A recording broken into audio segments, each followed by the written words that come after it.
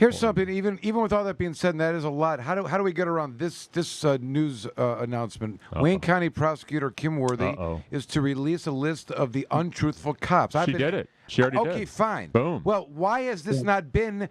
Why is this not the 35 of them? Okay. Well, it happens everywhere. 35 police officers in Wayne County can no longer testify in court. Finally.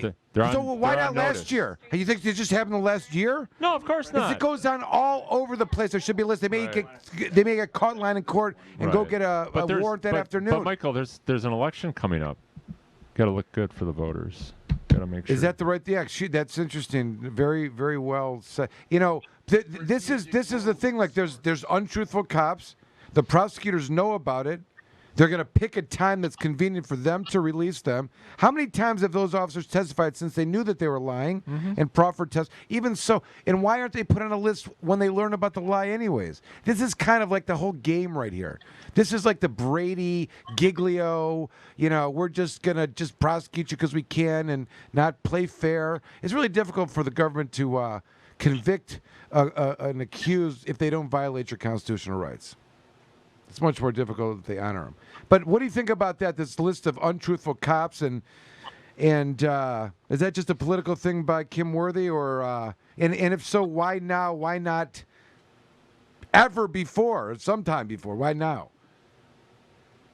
I don't know. I mean, I think Jim's hot take on the timing is an interesting one, but I don't really know. I'm not inside that office. I don't know a lot about the list. I'm not particularly knowledgeable about it. Frankly, you folks who spend time in court, have, and especially in Wayne County, have a better front seat on what's happening in the criminal justice system at that nitty-gritty level than I do.